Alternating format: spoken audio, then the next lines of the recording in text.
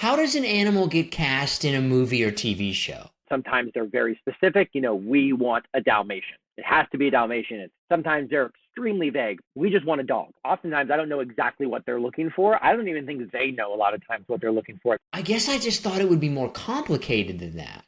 A studio dog is really hired for its training ability. They'll do the same scene 20 times, and the dog has to do it the exact same way on take one as on take 20. Most in-demand dog. Good. Yeah, good question. Family dog. That's the general fit.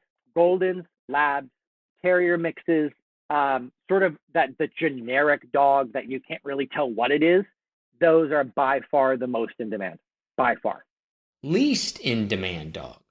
Solid black dog. If you've ever tried to take a cell phone video or a picture of a solid black dog, what happens?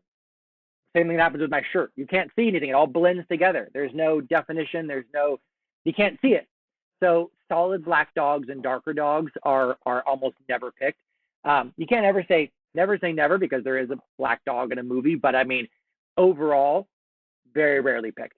The other one is sort of the white fluffy dog.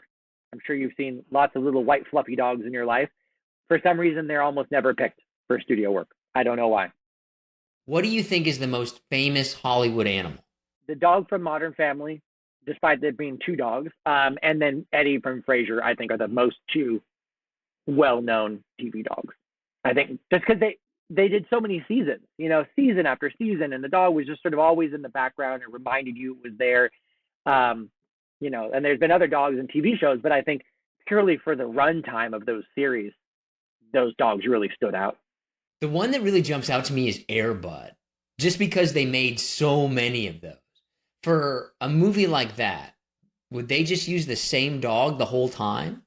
No, so for movies like Air Bud, we'll get doubles for things like that. Like the classic case is like Marley and Me. Do you remember the movie Marley and Me with Owen Wilson, and I think they were famously 22 yellow labs in that movie. So that's a lot, and it's because there was so many different actions that those dogs were doing. The dog was mellow, the dog was old, the dog was young, the dog was destructive, the dog was pulling on leash, the dog was asleep. And it can be so difficult to get a dog that is just crazy energy to pretend to be asleep all the time that they just got a bunch of them. They got a bunch of backups, they got a bunch of doubles. And yellow labs are easy because all yellow labs kind of look alike.